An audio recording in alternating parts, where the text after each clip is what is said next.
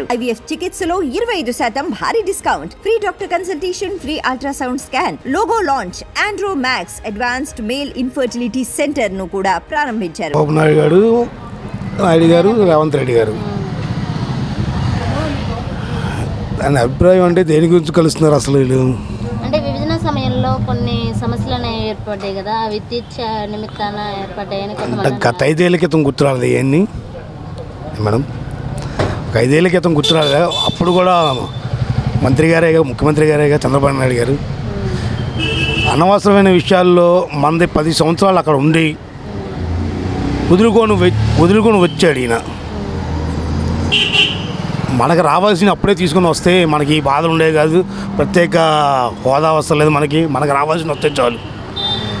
ఇవన్నీ వదిలేసి ఇప్పుడు కపట నాటకాలు ఇవన్నీ కూడా వాళ్ళిద్దరూ, అతను కూడా రేవంత్ రెడ్డి గారు కూడా టీడీపీ గతంలో, ఇద్దరూ కలిసి ఏదో విషయం మాట్లాడడానికి వెళ్తున్నారు కానీ ప్రత్యేకంగా ప్రజల కోసం అయితే కాదు ఇది. అంటే రేవంత్ రెడ్డి గారు కూడా డిమాండ్లు కోరుతున్నారు కదా సార్, దాని మీద మీ అభిప్రాయం? అంటే 7 మండలాలు అనేవి కలపాలని, మరి తీర ప్రాంతాలు మరియు ఓడరేవులకు సంబంధించినటువంటి పోర్టులను అది భాగం కావాలని అడుగుతున్నారు. దాని మీద మీ అభిప్రాయం సార్? భాగం కావాలంటే అది కేంద్రం చూసుకుంటుంది కదా, ఇది కేంద్రం అవకాశం ఉంటుందంటారా చంద్రబాబు?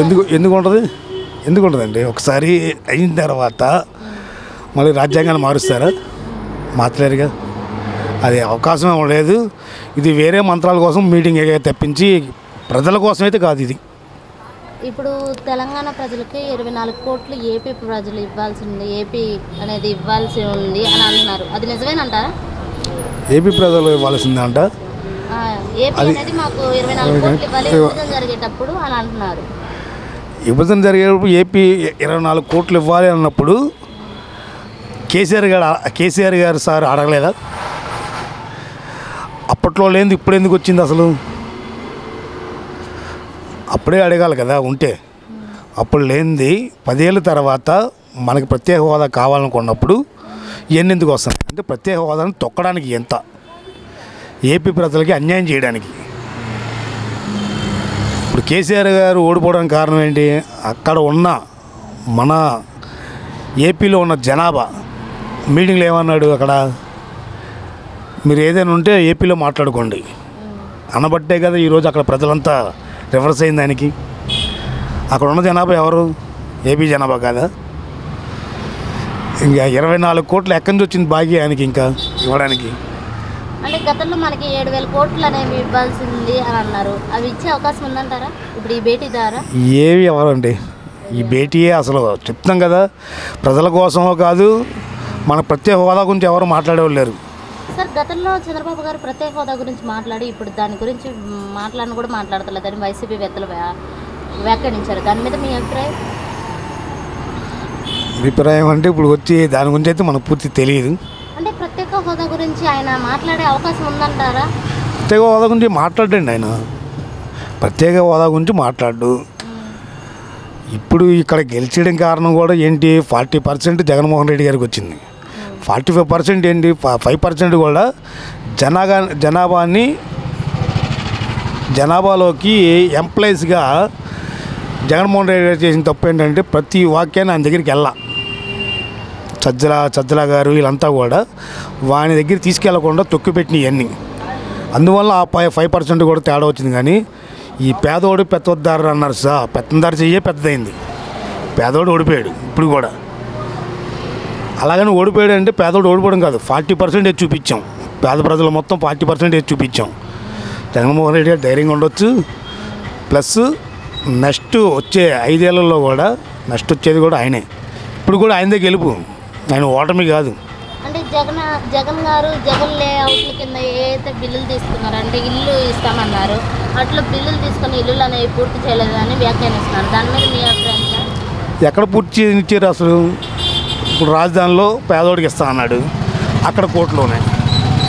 వైజాగ్లో ఇస్తున్నాడు. వైజాగ్ కొన్ని ఏరియాలో కట్టిన ఇచ్చాడు కూడా. ఇంకొన్ని ప్రాంతాలు అవి కోర్టులకే. అది గవర్నమెంట్ భూమి కాదు, ప్రైవేట్ భూములని ఏదో రూపంలో ఎక్కడికి వెళ్ళినా కోర్టులోకి వేయడమే తప్పించి అడ్డుకుంది ఎవరంటే ఆ టైంలో చంద్రబాబు నాయుడు వాళ్ళు కాదా? ప్రత్యేక ప్రజలకు ఇవ్వకుండా పేదోడికి ఇవ్వకుండా అడ్డుకుంది చంద్రబాబు నాయుడు గారే. ప్రతి విషయానికి ఆయన వెనకుండి వేరే వాళ్ళతో కోర్టులు వేయించడం.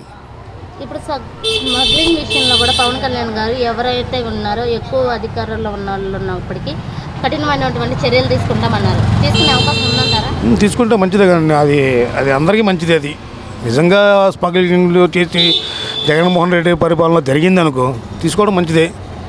అంటే దాని మీద స్పందించి వంగగీతారు కూడా సవాల్ విసిరారు, నువ్వు నిరూపించండి ఇట్లాగ ఆరోపణలు చేయొద్దు అని. దాని మీద మీ స్పందన సార్? దేనికోసం అది?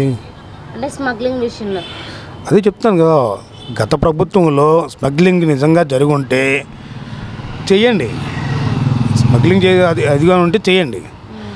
అంతేగాని ఏమీ లేకుండా బురద జల్లేసి ఆయన మీద ఏంటి ఏదో ఒక ఇది సృష్టించేసి, ఇంకా ఇప్పటికి కూడా ఆంధ్రజ్యోతిలో చూసారా, ఇంకా జగన్మోహన్ రెడ్డి గారి మీద ఇంకా తప్పుడు ప్రచారాలు రాస్తూనే ఉన్నారు. ప్రజల్లోకి పంపించడమే ఆయన వృత్తి. రాధాకృష్ణమూర్తి గారికి ప్రజల్లో చెడుని పంపించాలి. గత 5 సంవత్సరాలు ఈయన చెడులు చేయలేదా? మరి ఎందుకు వెళ్ళాడని కోర్టుకి? అంటే జడ్జి గారు ఏమైనా కావాలని శిక్షేస్తారా? వాళ్ళు చదువుకున్నోలేగా జడ్జి గారు చూడకుండానే చంద్రబాబు నాయుడు గారు వచ్చారు, జగన్మోహన్ రెడ్డి గారు చెప్పారు, చంద్రబాబు నాయుడుకి శిక్ష వేసారా, లోపలేసారా? దానిలో ఇష్యూ ఉండబట్టే కదా లోపలేయగలిగారు. అది ఎందుకు అర్థం కావట్లేదు రాధాకృష్ణ గారికి పేపర్లోకి? అది తొక్కుపెట్టి జగన్మోహన్ రెడ్డి గారు ఇచ్చేశారు, ఆ చెల్లెల ఫ్యామిలీ చేశారు, ఆ చెల్లెల ఫ్యామిలీని పెట్టేశారు, విడిగా పెట్టేశారు. ఈ ఫ్యామిలీ బ్యాక్గ్రౌండ్ మొత్తం కూడా ప్రజల్లోకి ఒక చెడుగా తీసుకెళ్ళడం ఆ పేపర్ ఆయన చేసిన పని. అది ప్రజలు కొంతమంది నమ్మారు దాన్ని, కొంతమంది నమ్మలేదు. నమ్మకపోబట్టే 40% వేయగలిగాం. ఇప్పుడు జగన్ గారు కూడా అంటున్నారు, మా మీద కక్షపూరితమైనటువంటి చర్యలు చేసి ఈ విధమైనటువంటి ధోరణికి పాల్పడుతున్నారు, చేస్తారు, ఈ విధంగా కొట్టడం కానీ ఇట్లాంటి రక్తపాతం అనేది సృష్టిస్తున్నారు అని అంటున్నారు. అసలు పింగళ మీద జైల్లో పెడతానికి 307 కేసు పెట్టాల్సిన అవసరమా? సెక్షన్ అది. దేని పేరు మర్డర్ కేసు పెడతానికి దానికి సంబంధించిన కేసులు బోర్డు ఉన్నాయి, దాన్ని పెట్టాలి. కానీ 307 కేసు పెట్టడం ఏంటండి? అది కక్షపూర్తి కాదు కదా, అది కష్టాదింపేగా. ఇంకా జరుగుతాయి, జగన్మోహన్ రెడ్డి మీద ఇంకా జరుగుతాయి. అంటే జగన్ గారు అంటున్నారు, శిశుపాలుడి పాపాలు ఎలా పండుతున్నాయో చంద్రబాబు గారి పాపాలు కూడా ఆ విధంగానే పండే రోజులు ముందున్నాయి అని వ్యాఖ్యానించారు. దాని మీద మీ అభిప్రాయం సార్? గత 5 ఏళ్ళలో చేసిన పాపాలే మొన్న తిరస్కరించారు. తిరస్కరించిన తర్వాత కూడా నేను మారాను అంటే అది మాటలేదు. ఇప్పుడు మొన్న పేపర్లో చూసే ఉంటారు, ప్రతి ఇంటికి కూడా ప్రతి మహిళకి 1500 ఆడపిల్లలు ఉంటే ఇస్తా అన్నారు. ఇప్పుడు గవర్నమెంట్ స్కూల్లో చదివితేనే గవర్నమెంట్ స్కూల్లో ఉన్న పిల్లలకి మాత్రమే అంటున్నారు. ఈరోజు ఆ రోజు ఎలక్షన్ ముందు ఎందుకు అనలేదండి ఆ మాట? అది మోసపూర్తి కాదు కదా, మోసమేగా చేసింది అది మహిళలకి. అదే పథకాల గురించి పట్టించుకోకుండా కేవలం మా మీద కక్షపూరిత చర్యలే చేస్తున్నారు. అదే జరుగుతుంది, కక్షపూర్తిగానే జరుగుతుంది.